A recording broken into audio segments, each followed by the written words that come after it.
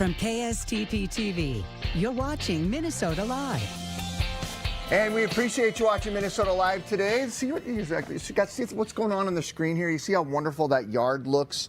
You are looking at something that many have tried to do, but few have achieved: a beautifully cut lawn. This video is from Kanan of It's Mow Time.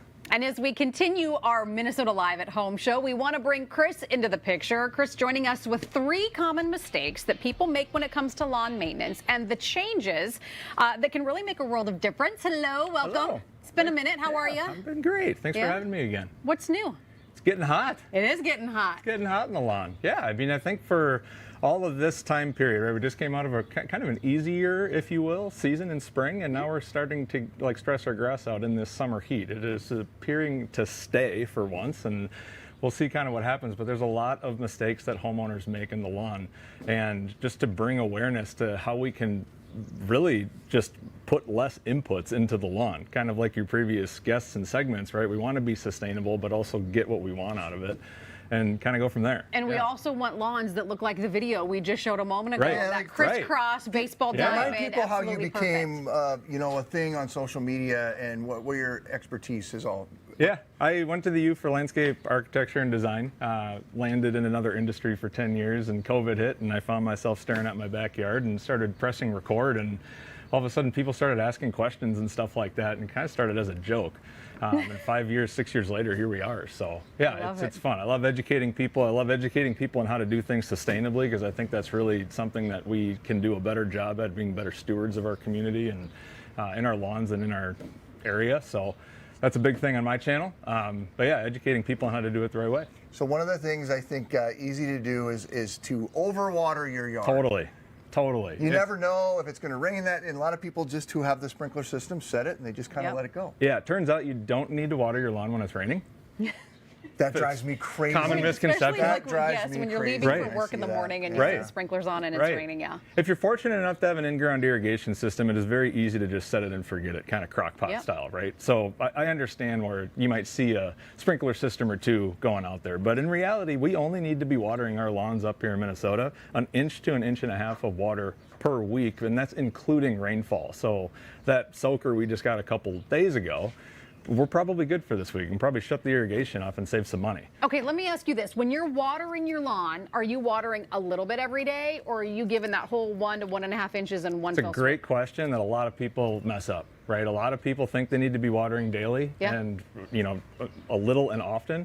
Up here, especially if you have clay soil, it's deep and infrequent. So it's every 2 to 3 days, and take, that 1 inch to 1.5 inches of water and divide it up for those 2 to 3 days. And that's really all you need. Okay. How would you know if you were overwatering? There are signs. I have a whole bunch of blogs on that. Yeah. You are going to start seeing disease pop up in your lawn, which we're going to get to with mower blades and fertilizer and all of that.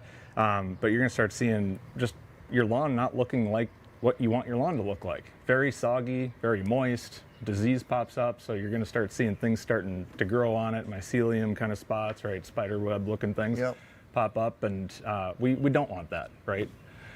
The other thing that can kind of accelerate that is fertilizing and over-fertilizing, right? I think a lot of people see a brown spot in their lawn and think, oh my gosh, I need to feed my lawn. And that's not necessarily the case, especially in the summer months. We want to reserve our heavier fertilizing times for a little bit in the spring, not so much, but really in the fall time. And we really should be slowing it down in the summer months. A slow release fertilizer is probably best if you do want to fertilize, or what's called spoon feeding, which is like literally spoon feeding your lawn like you would like a baby. It's not giving it the whole bottle at once, right? It's not the whole bag of fertilizer. It's just a little bit at a time, right underneath the recommended rate. Is that because it just shocks the lawn, or what? It does. What's the it doesn't really, the grass will not respond well between a heavy dose of fertilizer, or nitrogen really is the big thing, and heat. Those are the two things that don't really combine so it's well the hottest to time each of the other. year, that makes sense. It needs to have some defensive characteristics, and you're not doing that when you're overfeeding it or overwatering. Fertilizer in the spring the same as the summer, the same as the fall, or are you looking at 3 different types? It can be, and this is where I defer to a soil test, because it is not the same for everybody. So you're going to know the answer to that by getting a soil test. The best time to do that, at least here, is probably in springtime, before your first application, after the ground freezes. then you're going to know what your lawn needs, right? It's kind of like getting a diagnostic on your engine. Kind of know what's wrong with it. And I think maybe you talked about the soil test last time you were here, but how does one go about doing that? The U has a great one. There are plug-and-play ones that you can order online that just come in a box. They ship to your house. You take a sample and you ship it back. I've got a few of those linked on my site at opitsmowtime.com. But with that, or on my page, but with that, that's the easiest way. If you have 2 weeks to do that, the U is a great resource here. Right? If you're local, just come up to the U and their turf grass lab. All right, let's talk about some of the things you have on the table here, because these look like mower blades. Yes, so if you have a very dull blades. My goodness.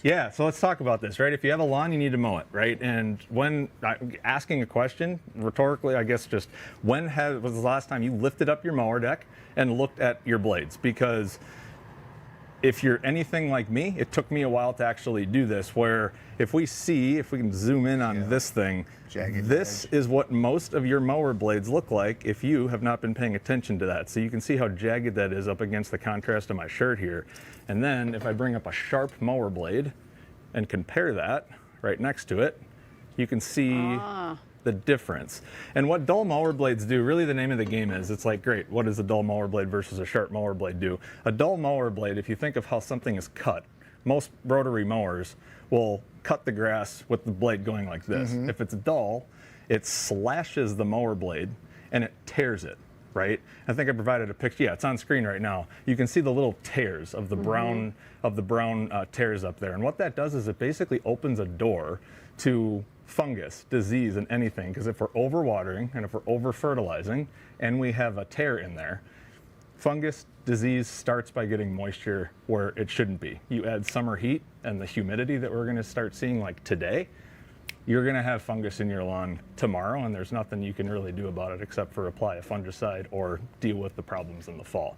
So how that's prevented is a sharp mower blade. If you think of how a sharp scissor will cut a sheet of paper, that's what a sharp mower blade will do. Makes sense. You want to sharpen your blades. You want to sharpen them at least once, if not twice a year for most homeowners. I always say every 20 hours of mowing you can sharpen them. So I thought it'd be cool to create some sparks on your new patio. We appreciate that. You can take it to the hardware store, or you can do it yourself. Yeah. My big thing on my channel is I try to do everything DIY style. Obviously, if you have an Ace Hardware or something like that, or hardware store, they usually service these.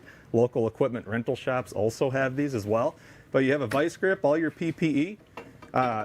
The big one here is getting a clamp to really secure that in. I always use a flap disc. This 60 grit flap disc, this is kind of not necessarily controversial. There's just more ways to skin a cat, right? If you would. You could do this. You could do a bench grinder. You can do the manual grinder, but you'll stick this on. You'll try to get as close to this 30-degree angle on the blade as possible. Should we move? It's going to be a little loud, then we'll create some sparks. But yeah, you just let her rip.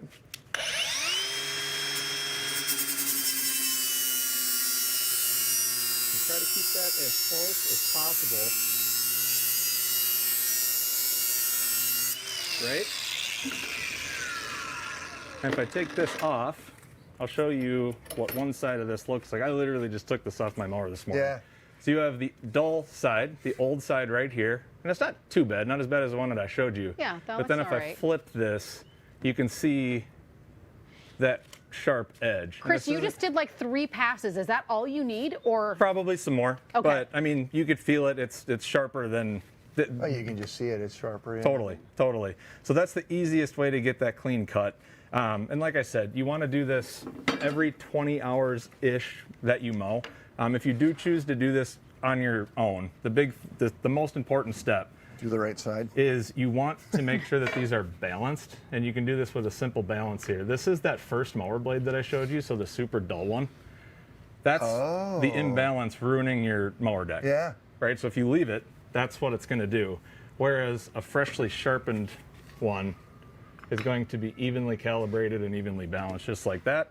And now you're getting that whole clean cut underneath. Well, you are full-on lawn nerd if you own one of these. Look that little doohickey was. Yeah. Let me get my balancing. That's great. That's the most important step of this whole thing. You want the sharp blade, but making sure that you took off the same amount on each side. That's awesome. Chris, thank you. I appreciate you Good to having see me. you. Thanks, I keep guys. a sharp blade, but my yard still doesn't look like that.